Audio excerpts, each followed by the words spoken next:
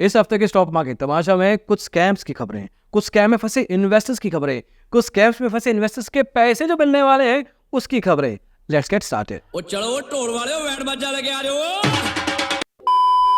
NSE और BSE का तो नाम आपने सुना होगा, ट्रेड भी आप करते होंगे, लेकिन क्या आपको पता है कि एक और एक्सचेंज है, कोलकाता स्टॉक एक्सचेंज, जो कि पिछले 8-9 सालों से घुट घुट के जी रहा है। अब बात यह है कि 2013 में सेबी ने इस एक्सचेंज को बैन कर दिया था क्योंकि अपने ब्रोकर्स के साथ मिलकर ये इलीगल ट्रेड करवाता था, लेकिन ये एक्सचेंज अभी भी मरा नहीं था। Not to worry, उदय, अभी हम जिंदा हैं। अपने सारे ऑर्डर एनएसए के थ्रू लगवा रहा था और खबर यह है कि अभी वापस जिंदा होना चाहता है। मार्च 2023 और 24 में मोस्ट लाइकली ये वापस एक एक्सचेंज के तौर पे आ सकता है। अब ये बात जब एनएसए ने सुनी तो जो कोलकाता स्टॉक एक्सचेंज के साथ ब्रोकर वाला कॉन्ट्रैक्ट था, एनएसए ने उसको टर्मिनेट कर दिया। कहा कि भैया हमारे तुम जी रहे थे, अब हमसे कंपटीशन करोगे, जाओ रास्ता नापो, चल चल चल निकल यहाँ से। ए कोलकाता स्टॉक एक्सचेंज वालों, अगर तुम्हारे और तुम्हारे ब्रोकर्स में कोई टेक्निकल ग्लिच नहीं आता है तो तुम एनएसई बीएसई को कंपटीशन दे सकते हो।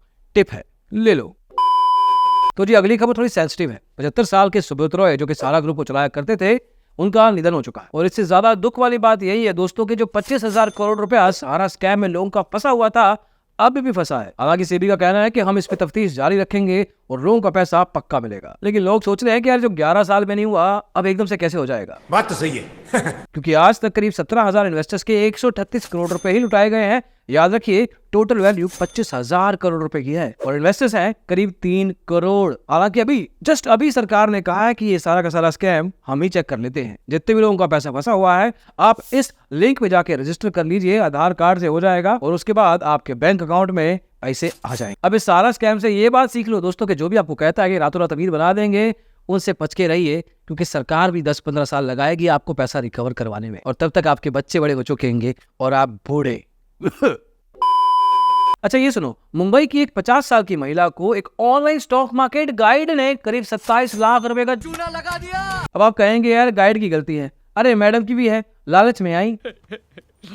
ला बाबा ला। क्या लाऊं? तूने बोला ना 5 करोड़ देगा। ऑनलाइन जाके चेक किया कि मुझे स्टॉक मार्केट सीखना है, ये जनाब मिल गए। कहा कि हाँ हम सिखाएंगे, काम कीजिए, आप जितना पैसा लगाएंगी 10% रिटर्न लेके जाइए और सीखते भी रहिए। अब महीने का 10% सुन के मैम ने कहा कि पैसा तो बहुत पड़ा है, डबल हो जाएगा 1 साल के अंदर। पैसा ही पैसा होगा। स्टॉक मार्केट गाइड ने कहा कि हमारी एक ऐप भी है, इसमें रजिस्टर कीजिए और हाँ बैंक अकाउंट डिटेल भी डाल देना। मैम ने बैंक अकाउंट डिटेल डाली, धीरे धीरे पैसा डाला, सर ने थोड़ा थोड़ा पैसा रिटर्न भी दिया और मैम ने बैंक अकाउंट से उठा के सारा पैसा इन जनाब के अकाउंट में डाल दिया। रिटर्न आएगा, ना ही पैसा रिटर्न में आया और ना ही स्टॉक मार्केट गाइड, पैसा बर्बाद। लेकिन मोहतरमा ने जाके पुलिस स्टेशन में शिकायत दर्ज करवा दी। साइबर पुलिस ने मिलकर इस चोर को सच में पकड़ लिया। लेकिन हाँ ये मैडम बहुत खुशकिस्मत थी, ज्यादातर केसेस में ये पैसा वापस कभी नहीं आता। तो अगर मार्केट से पैसा कमाना है तो लालच पे नहीं आना है, क्योंकि मार्केट उसको पैसा देती है जिसके पास संतोष हो, पेशेंस हो और निर्वाणा, हाँ मेडिटेशन।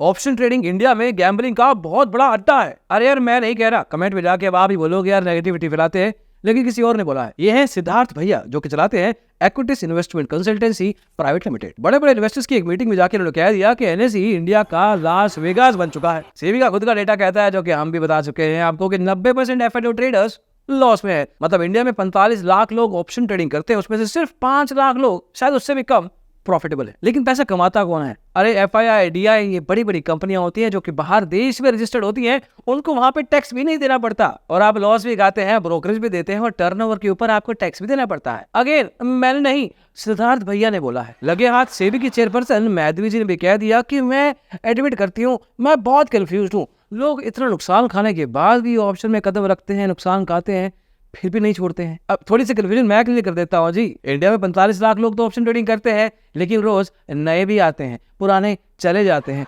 नुकसान खा के। इसलिए पूरे इंडिया को जब तक ये समझ नहीं आता कि सबसे पहले ऑप्शन ट्रेडिंग नहीं करनी चाहिए, ये 45 लाख और ये 90% वैसे ही रहने वाला है।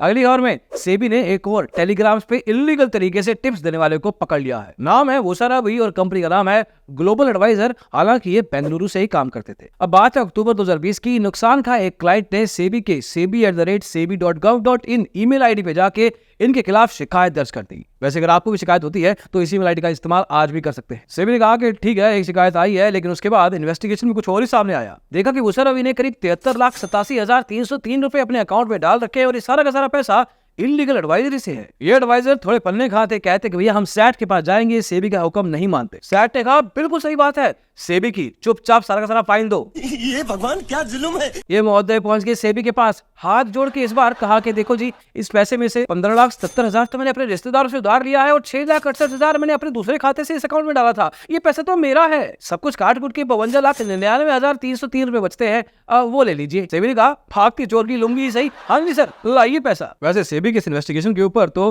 तालियां तो बजती हैं भाई वाह। अभी कुछ दिन पहले एनएससी को चलाने वाले आशीष कुमार चौहान जी से पूछा गया कि एनएससी का आईपीओ क्यों नहीं आ रहा है। अभी बहुत सारे इन्वेस्टर्स को पैसा डबल करना है। तू भी एक का डबल करता है। तो चौहान जी ने कहा कि देखिए हमारे ना कुछ केस चल रहे हैं, वो केस साफ हो जाए तो मार्केट में ले आएंगे आईपीओ सही वैल्यूएशन के ऊपर। अब इन्होंने तो बताया नहीं, लेकिन आपको बता दें कि एनएससी के ऊपर को लोकेशन स्कैम, हिमालय बाबा स्कैम और पता नहीं कितने स्कैम पिछले कितने ही सालों से चलते आ रहे हैं। जब तक ये स्कैम साफ नहीं होंगे तो एफआईआईडी का पैसा कहां से आएगा और सेबी का ठप्पा नहीं मिल सकता। इसलिए लिस्टिंग फंसी हुई है, समझे? हाँ नहीं, तू समझा नहीं। एनएससी को तो पैसा कमाना है। तो ये था इस हफ्ते का स्टॉक मार्केट का मेरा मतलब है तमाशा। इन खबरों को सुनिए, समझिए, सीखिए, क्योंकि घुमा फिरा के आपके रिटेल इन्वेस्टर्स के फायदे के लिए हैं। इस हफ्ते की सारी खबरों में से कौन सी खबर सबसे अच्छी लगी कमेंट सेक्शन में जरूर बताना। Bye bye.